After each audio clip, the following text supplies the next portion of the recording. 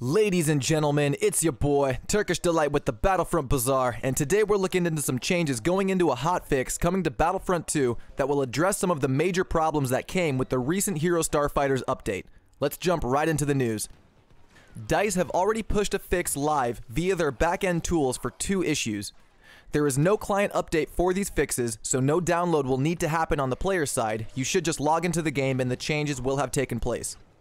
Ben made a post out on Reddit explaining this. The first fix is that challenges would sometimes be delayed when you first reach the main menu. Challenges should now appear as expected as soon as you get into the menu, and the second fix is in relation to the challenges sometimes spamming pop-ups upon completion. You should now only get the notification once to let you know it's complete. Two very small changes when compared to the enormous list of other problems after the latest update. In this same post, though, Ben goes on to explain the differences in back-end fixes like these and the client-side patches that require a download and why some fixes get prioritized over others in these hotfixes. He says that certain fixes need to take priority over others when striking a balance between the quantity of changes and the priority for them. He compares the end-of-round credit payout screen to the current stuttering that is happening during gameplay in some game modes. The stuttering is way more of a priority than the credit payout screen because it actually affects gameplay, whereas the other is only a visual thing that, while frustrating, should not be prioritized over the stutter. He says that depending on the number of fixes that come with each hotfix, the quality assurance or QA team may have a lot to test or very little to test. The way I read this post was almost as an excuse as to why there were so many bugs and issues after this latest update. I read it as yes, these fixes were tested before the update, but due to the sheer volume of changes that were made, not everything was able to be adequately tested. I could be looking into it wrong, but if I'm not, this only further reinforces the point that EA needs to provide more development resources to DICE, because at this point, the number of things breaking in the game with each update is just ridiculous. I'm pretty optimistic when it comes to this game, and even I'm getting fed up with it. But speaking of things being broken, Palpatine has been removed from the game and is not accessible to any player until DICE puts him back. They've activated a kill switch for Palpatine, until they can find a good balance for his lightning and stamina, because as it stood, after the latest Starfighters update, he had a lot of issues. I think his stamina was fine if his damage output could have been dropped a little bit, and of course the fact he can now cause damage through walls again is super frustrating. Ben confirms that Palpatine will indeed stay disabled until the next hotfix. He says the team did not come to this decision lightly, but they feel it is in everybody's best interest for this to happen, so we will just have to wait and see what happens with Palpatine after the next hotfix. Moving on, there are fixes coming to several game modes, the first being Ewok Hunt, which addresses the issue of the stormtroopers being unable to board the shuttle at the end of the game, causing the Ewoks to win every single time.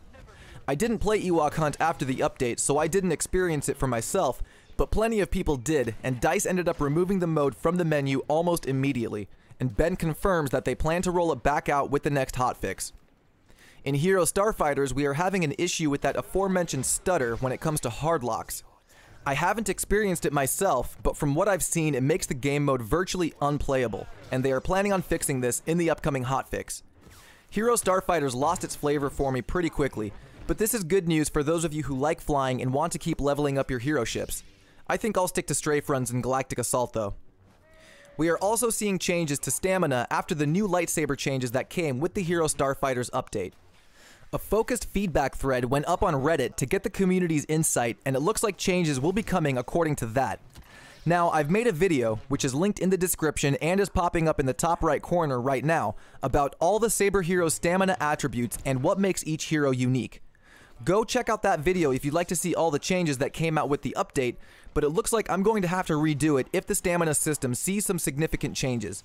Personally, I love the changes that were made, though I think I'm in the minority group that feels this way. The way I see it, Saber Heroes now take skill and planning to use. You can't just run in and swing wildly to get kills anymore, and you can't just throw up a block whenever you're under fire. Running away is now even more of a viable option than it was before, and is a strategic maneuver.